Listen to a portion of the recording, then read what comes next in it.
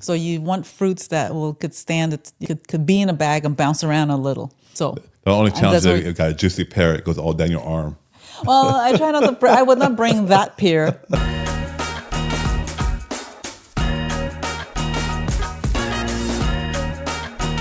But I'll bring probably a little firmer pear, and that doesn't require cooking or it wouldn't get messy. That's when you're done with it, you could just put it in the trash. Although there is biodegradable, they'll break down in the environment, right? So I try to bring snacks like that. I bring nuts, all right, and seeds. I put in a small container or a baggie. I try to combine a couple different nuts and a couple different seeds, like pumpkin seeds, and maybe some cranberries. Although lately cranberries have oils in them. I'll put maybe some chocolate chips to add a little richness.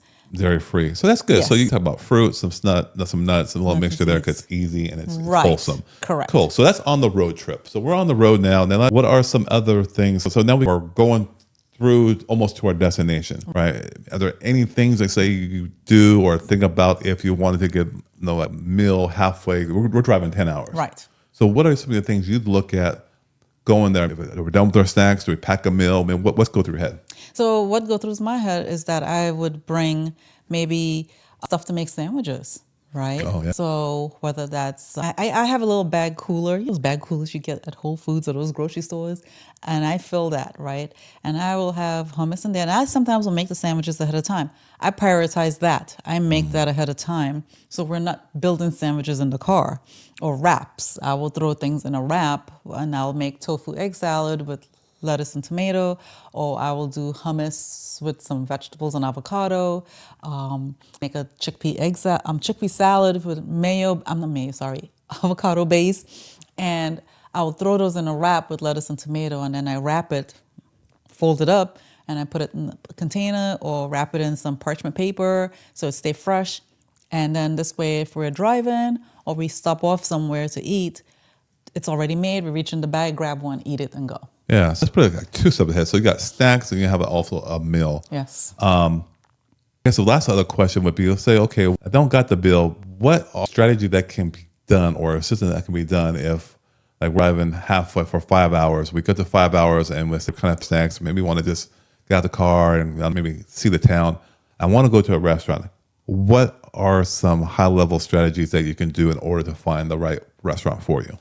Okay, let's just go back a little bit real quick. I forgot to mention this other little hack that I do too, is that if we're out and we run out of snacks and we search up grocery stores in the area, and I will go to those stores that I know of and I'll buy maybe a container of guacamole or container of hummus, and that's oil free, and I'll buy a bag of carrots and maybe some cucumbers or sticks and create nice little dips.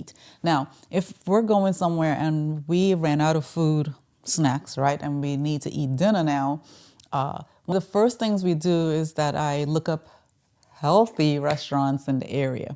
Now, healthy to me is something totally different to other people. Well, so how do you decipher what the things you do to see whether or not it fits your criteria? Yes, I look at the menu first and foremost. I look at the menu and see what they offer. And if they are predominantly like a bar and grill, I know they're not going to offer a lot of options. So bar and grill is like a no-go. Right. Okay. Usually we tend to lean more on the Japanese side of restaurants, the sushi, because you can get a bunch of vegetable rolls, you can get salads and so forth. You can leave Mediterranean side, bowl side, those type of restaurants where it's not, you can eliminate certain items and it will not be oily.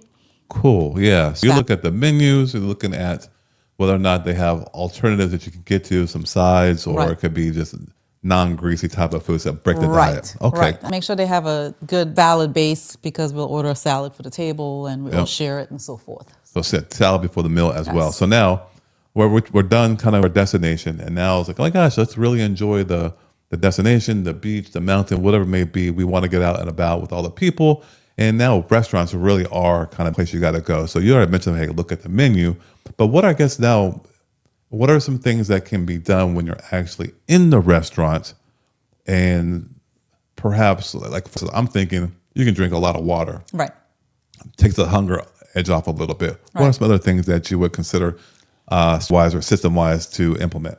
Well, definitely, like I said, the salad part, right? I order a salad for the table as if the appetizers are not clean, I'll order a salad. I like for us to have a salad to share.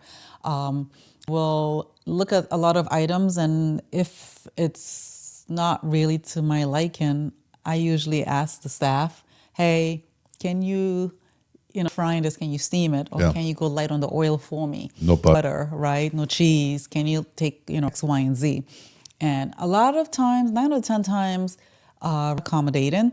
Now, if I'm going to a restaurant that has like item on there is covered in bacon fat or cheese or milk or whatever, I wouldn't dine at that restaurant.